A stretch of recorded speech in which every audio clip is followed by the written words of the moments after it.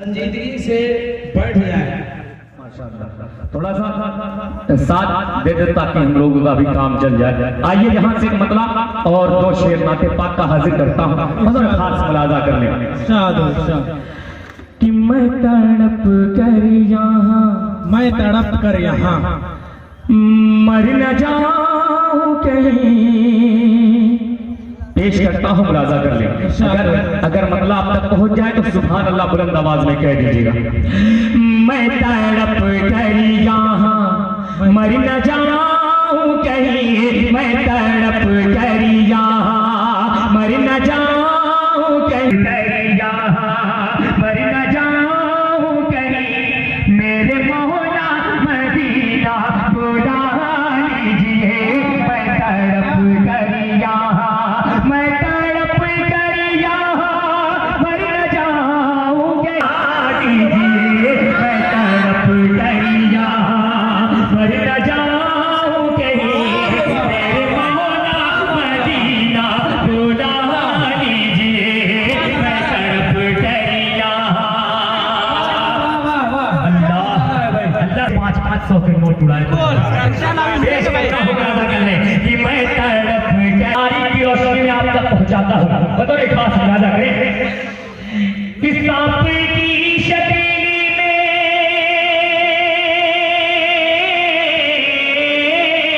सांप की शकीली आपका कार में कब से था मुंतज़िर आपका। जब ना रस्ता मिला डस के उसने कहा, जब ना रस्ता मिला डस के उसने कहा, तू पकड़ पाओ अपना मर न जाऊं कहीं। मेरे मौला मदीना बुला लीजिए। मैं तड़प कर यहाँ। ये जो बात आप बीच बीच में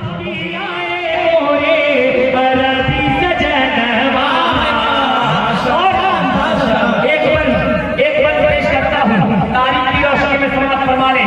अल्लाह लुटाने वालों को सलामत रखे, में बरकत अता फरमाए। पेश करता हूँ, मुलाजा करें कि रोज़ाना नमाज है जी कुरान के पहाड़े। अब तो बोल दो सुभान अल्लाह। रोज़ाना नमाज है जी कुरान के पहाड़े। धरती आकाश जगी चांद सितारे। रोज़ाना नमाज है जी कुरान के पहाड़े। माशाअल्लाह, ये देखिए अल्लाह सलामत रखे, सलामत रखे। माशाअल्लाह वल्लाह लुटाने अल्लाह सलामत रखे आप हज़रात को कि ये है नाते शाहिद दो आलम की महफिल। संभलना जरा है मेरे, यहाँ पर मुक़द्दस फरिश्ते भी आकर अदब से परों को बिछाए हुए हैं। एक बंद पेश करता हूँ, हमारे खास पैदा में झुकी के यासीन साहब आपकी भी तवज्जो चाहूंगा। पेश करता हूँ, अभी तक आप आए गए नहीं है, आप भी आकर हाजिरी दर्ज करा लीजिए। पेश करता हूँ, झुकी के चंदा मुखड़ा निहारे।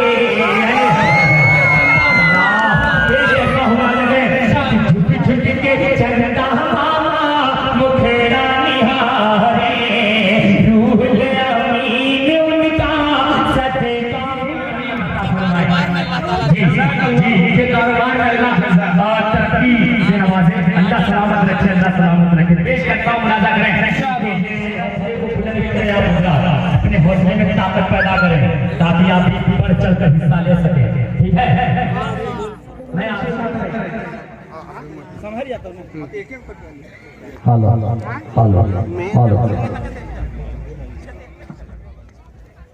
मैं भी आपके बीच कतई देर तक नहीं रहना चाहता। अलबत्ता एक दर्द है, एक टीस है,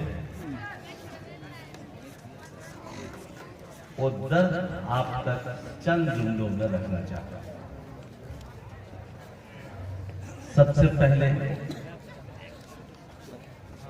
कुछ ही दिन पहले पहली बार यहाँ पर हाजिरी हुई थी,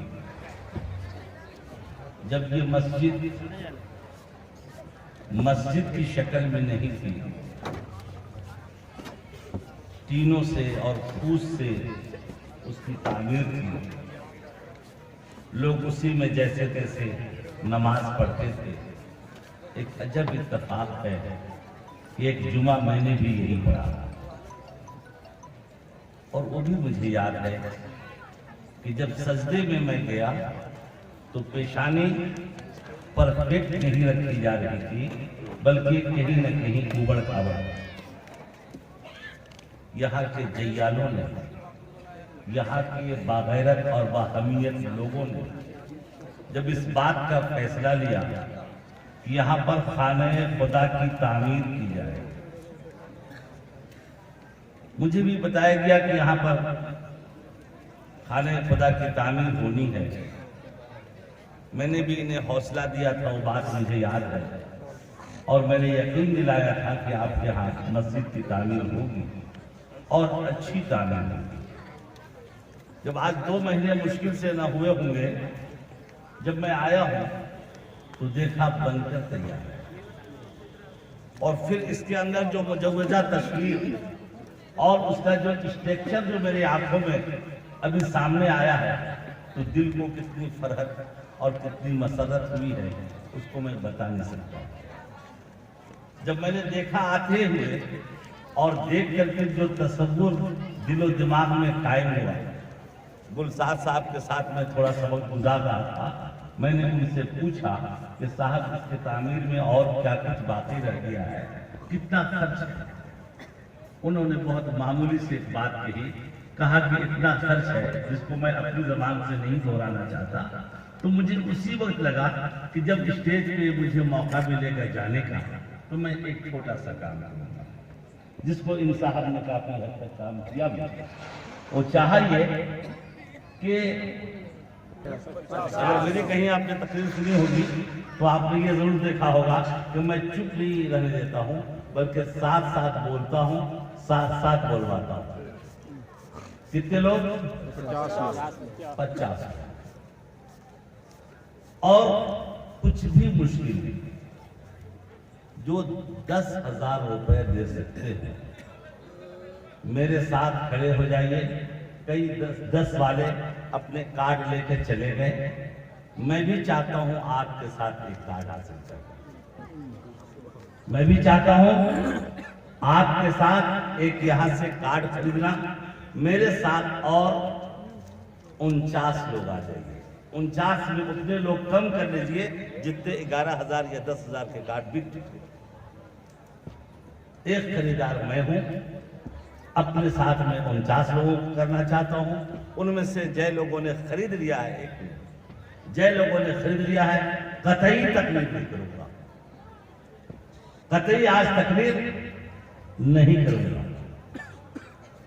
आज तकलीफ का माहौल अब बाकी रहा नहीं, लेकिन मैं अपने साथ 49 लोगों को शामिल करना चाहता हूं ताकि मैं भी खरीद सकूं। मैं कब कार्ड खरीद पाऊंगा? जब आप मेरे साथ खड़े होंगे, पत्रकार साहब को नीचे भेजूंगा और मैं कहूंगा हम लोगों के फोटो उतारो, अल्लाह के यहाँ भेज, हम सब के फोटो उतारो, अल्लाह के यहाँ भेज दो, ताकि इन नामों का अल्लाह तबारक व तआला जन्नत में एक एक महल बना करके रखे। मैं भी आपके साथ एक महल आज खरीदना चाहता हूँ। मैं भी आपके साथ जन्नत में महल खरीदना चाहता हूँ। एक मामूली सी बात की तरफ मैं आपको ले जाना चाहता हूँ। अल्लाह ने, माफ कीजिएगा जो बात मैं कर रहा हूँ कोई नहीं करता, अल्लाह ने मुझे खूब नवाजा है। मैं आपको खबर दे रहा हूँ, मैं खाते पीते घर का हूँ, खूब नवाजा है। एक बेटा था जो विरासत में कुछ पा सकता था, 24 अक्टूबर को दुनिया छोड़कर मुझसे पहले चला गया। दुनिया की हकीकत इतनी है, जिन बच्चों के लिए तुम सच और झूठ कर रहे होगे, ना तो वो तुम्हें काम आएंगे और ना जाने वो तुमसे पहले चले जाएंगे। अपना ठिकाना खुद से बनाओ, जन्नत में मकान खरीदो। जन्नत में बोलो, अपने लिए कौन कौन लोग जन्नत में मकान खरीदना चाहते हैं? मैं उनका पड़ोसी बनना चाहता हूं। आ जाइए। अगर है हमीयत, अगर हाथों से की कुवत से कमाए हो और खुद पर खर्च करना जानते हो तो आ जाओ, मेरे साथ खड़े हो। कितने लोग खरीद चुके आप बोलते क्यों नहीं सर साहब?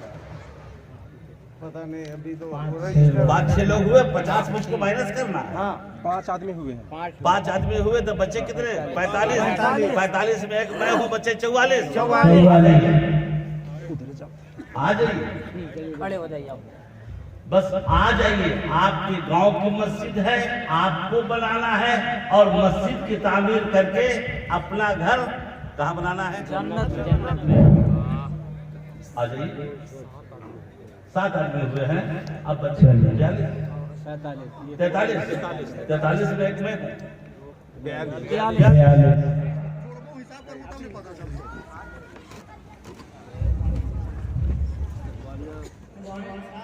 कलाम sama-sama yang tinggal berok jalla musaffa farmaya.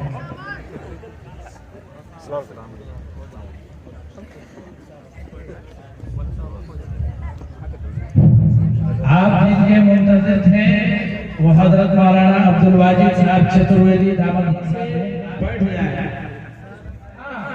एक हजरत नहीं बना रहे हैं, बहुत अच्छा भाई। दिल में बेचैनी है तभी तो हाथ में खैनी है। नजर बेदार रखने की कसौटी साथ रखते हैं, उन्हें क्या मिलता है? चुनौती साथ रखते हैं। खाते रहिए।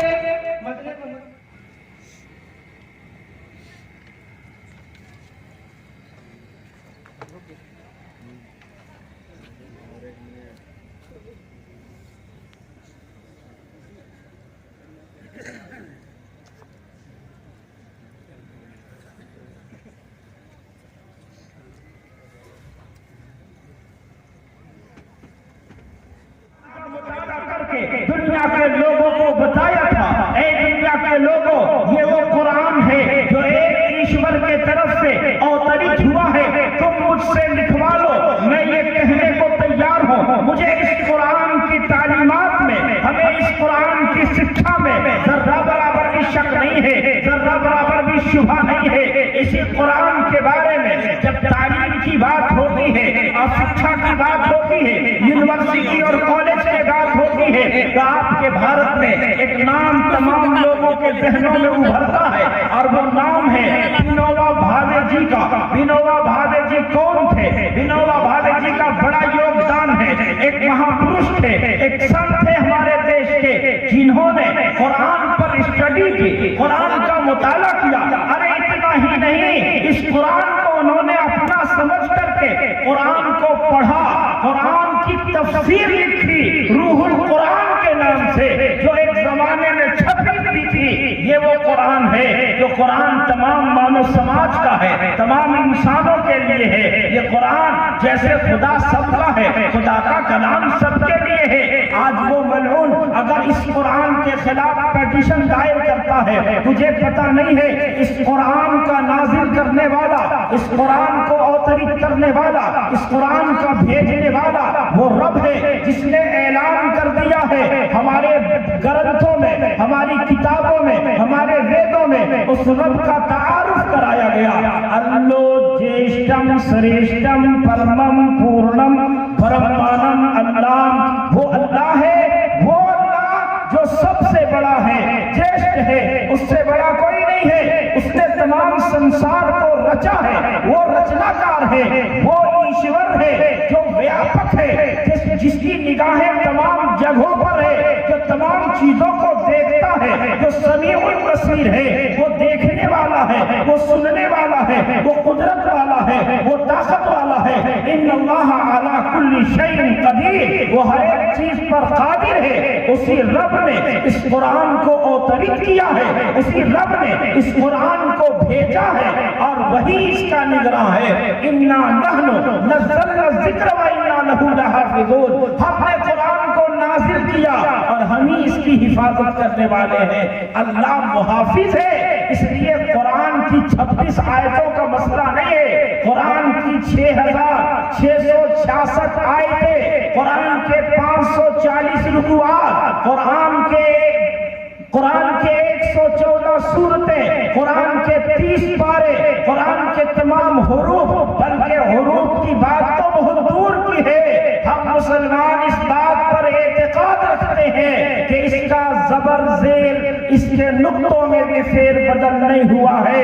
बदला है जमाना लाख मगर कुरान न बदला जाएगा। कुरान को बदलने पर जो आएंगे उनकी जिंदगियां बदल जाएंगी, वो बर्बाद हो जाएंगे, वो दुनिया आखिरत में जलील और रुस्वा होंगे। ऐसे ये मलून जलील और रुस्वा हो रहा है। इसलिए मुसलमानों, ऐ दुनिया के इंसानों, मेरे हिंदू भाइयों, आओ कुरान पढ़ो और कुरान की स्टडी करो, कुरान का मुताला करो। ये जीवन गुजारने का सबसे बेहतरीन तरीका बताता है। ये समाज को अमन और शांति प्रदान करता है। ये समाज में सभ्यता फैलाता है। कुरान के नाजिल होने से पहले जो लोग ऐसी जिंदगी गुजार रहे थे कि जहां इंसानियत नाम की कोई चीज नहीं थे, उन लोगों की जिंदगियों को ऐसा तब्दील कर दिया कि खुद न थे राहों पर, औरों के हाथी बन गए। क्या नजर थी जिसने मुर्दों को मसीहा कर दिया। इस कुरान ने कहा, इन्ना अव्वला बैति वुज़िअ लिन्नास, सबसे पहले जमीन पर इंसानों की इबादत के लिए, ईश्वर की पूजा के लिए, खुदा की इबादत के लिए जो घर बनाया गया था, वो घर मक्का में बनाया गया था, बैतुल्लाह में बनाया गया था। वो घर है जिसे हम खानाए काबा कहते हैं। ये जमीन की इब्तिदा वहीं से हुई है और उसी जगह से अल्लाह का घर, अल्लाह के एकेश्वरवाद का पाठशाला, एकेश्वरवाद का वो मरकज कहाँ बनाया गया? मक्के में बनाया गया। और जमीन पर सबसे पहले वो घर बनाया गया कि दुनिया के बुतकदों में वो पहला घर खुदा का, हम उसके पासबां हैं, वो पासबां हमारा। तो सबसे पहले अल्लाह तबारक व तआला ने मस्जिद बनवाई, बैतुल्लाह तामीर कराया। और बैतुल्लाह तामीर कराने का मकसद क्या था? अल्लाह तबारक व तआला ने ये कहा कि ये इंसानों के लिए, मानव समाज के लिए अमन शांति का घर होगा। यहाँ से इंसानियत को हिदायत तकसीम की जाएगी, यहाँ से सही तरीका तकसीम किया जाएगा, यहाँ से दुनिया के लोगों में सही मार्ग और सही दिशा बताने का रास्ता और हिदायत का सरचश्मा फूटेगा। इसलिए ईश्वर ने, अल्लाह ने, गॉड ने, ब्रह्मा ने सबसे पहला घर बनवाया अपने बंदों से उस जमीन पर जहां से जमीन की इब्तिदा हुई है, जहां से जमीन की इब्तिदा हुई है, वो उस मकाम पर बनाया गया जो मकाम दुनिया का सेंटर पॉइंट है, जिस मकाम पर तमाम दुनिया के दरमियानी हिस्से में जो मकाम है, इसलिए बनाया गया कि दुनिया के तमाम लोगों का वो मरकज होगा और उसी मरकज पर दुनिया के तमाम लोग जमा होंगे। इसलिए ये कहा जा सकता है कि दुनिया में जितनी मस्जिदें हैं, दुनिया में जितनी इबादत गाहें हैं, जो अल्लाह की इबादत के लिए, एकेश्वरवाद के लिए, अल्लाह की तौहीद को दुनिया में आम करने के लिए, एक ईश्वर के पैगाम को आम जनों तक पहुंचाने के लिए, अमन शांति का पाठ दुनिया को बताने के लिए जितने घर बनाए जाते हैं, जो मस्जिद कहलाते हैं, ये सब उसी का परतव है और उसी के नक्शे कदम पर चलते हैं और उसी के मुताबिक चलते हैं। इसलिए मस्जिदों से कभी ऐसी आवाज नहीं लगती है कि इंसानियत को तकसीम किया जाए, मानवता को बांट दिया जाए, बल्कि ये खुदा का घर है और खुदा के बंदे उसमें आ सकते हैं। अल्लाह तबारक व तआला ने या हमारे लोगों ने जमायत का, एकता का, अखंडता का पाठ सिखाया जाता है। पवित्र कायम होगी, याद रखिए, वहाँ अमन कायम होगा, वहाँ शांति की स्थापना होगी। इसलिए कि 5 वक्त जो अजान की आवाज लगती है और इस अजान की आवाज में जैसे आज कुछ बीमार लोग ऐसे भी हैं जो ये कह रहे हैं कि अजान की आवाज से हमारी नींद में खलल पड़ता है, हालांकि कहते हैं कि हम पूजा पाठ वाले लोग हैं और वो 4 बजे अजान से पहले उठ करके फूल चुनते हैं और फूलों को चुनकर ईश्वर बन हो जाए, तो ऐसे लोगों की नींद में खलल पड़ रहा है जो नहीं जानते कि अजान क्या है और अजान से दुनिया में क्या संदेश फैलता है, अजान के माध्यम से इंसानों को क्या बताया जा रहा है। ए लोगों, मत बांटो इंसानों को। कभी मंदिरों से भजन कीर्तन की आवाजें, कभी मस्जिदों से अजान की आवाजें, यही आवाजें तो है जो हमारी भारत की विविधता को, हमारी भारत की अनेकता को एकता में बना रही है। भारत में अनेक धर्म के लोग रहते हैं, लेकिन उन सब के बाद भी इनमें कभी इख्तिलाफ मतभेद नहीं होता। ये अनेकता में एकता की पाठ को पढ़ाते हैं। इसलिए मंदिरों से निकलने वाली सदाएं हमें बुरी नहीं लगती है। हम तो बड़े आदर के साथ कहते हैं कि हम उस गायत्री मंत्र का भी एहतराम करते हैं, जिस गायत्री मंत्र के माध्यम से लोगों को बताया जा रहा है, ऐ लोगों, अपने उस परमेश्वर को, अपने उस खुदा को, अपने उस गॉड को पहचानो। कौन है मालिक और कौन खुदा है। ओम भूर्भुवः स्वाहा तत्सवितुर्वरेण्यं भर्गो देवस्य धीमहि धियो यो नः प्रचोदयात्। कौन है ये ओम शब्द जो है, यहाँ ईश्वर की 3 शक्तियों का बोध हो रहा है। अल्लाह तबारक व तआला की ईश्वर की 3 ताकतें इसमें मौजूद है। और उसके बाद ये पढ़ने वाला, इसका पाठ करने वाला, इसका जाप करने वाला दुआ कर रहा है, ये अल्लाह से प्रार्थना करता है, ईश्वर से प्रार्थना करता है। क्या प्रार्थना कर रहा है। हे ईश्वर, आपने दुनिया को रोशन किया है, सूरज को चराग अता किया है, चांद को रोशनी दी है। आपने जिस तरह से सूरज को रोशन किया, चांद को रोशन किया है, संसार रोशन है, जगमग हो रहा है, ऐसे ही हमारे दिल को और हमारे दिमाग को रोशन कर दीजिए। हम आपकी उस रोशनी का, हम आपके उस तेज का, हम आपके उस नूर का ध्यान करते हैं, उसका स्मरण करते हैं। और इसलिए कि उस स्मरण के साथ अपने नूर के सदके से हमारे कल्ब को और हमारे दिल को रोशन कर दीजिए, इतना चमकदार बना दीजिए कि हम उसकी रोशनी में सही दिशा और सही मार्ग को प्राप्त कर सके, सही मार्ग पर चल सके। ये पाठ तो वहां से हो रहा था और यहाँ आवाज लग रही है, हैया अलस सलाह, हैया अलल फलाह। ऐ लोगों, आओ नमाज की तरफ, आओ कामयाबी की तरफ, सफलता का साधन यहाँ मौजूद है। इसलिए इन मस्जिदों की तामीर और इन मस्जिदों में खर्च करना, इन मस्जिदों में अपने पैसे लगाना, अपने माल को खर्च करना, ये इंसानियत की सेवा है। धर्म का काम तो है ही है, धर्म के साथ साथ मानवता की सेवा का काम है, इंसानियत के पैगाम को आम करने का काम है। यहाँ से अमन और शांति का पैगाम दुनिया में आम होगा। इसलिए मेरे भाइयों, मेरे बुजुर्गों, मेरे बंधुओं, आपके सामने ये मस्जिद मरियम है, जिसकी छत की ढलाई का मसला है। आप उस रब की तरफ जा रहे हैं, उस रब का घर बन रहा है जो रब सबसे बड़ा है। अल्लाहु अकबर का क्या मतलब है। अल्लाहु अकबर का मतलब है कि अल्लाह सबसे बड़ा है। अल्लाह ईश्वर का जाती नाम है, अल्लाह रब का जाती नाम है, लेकिन उसके अनेक सिफाती नाम है जो वेदों में भी लिखे हुए हैं।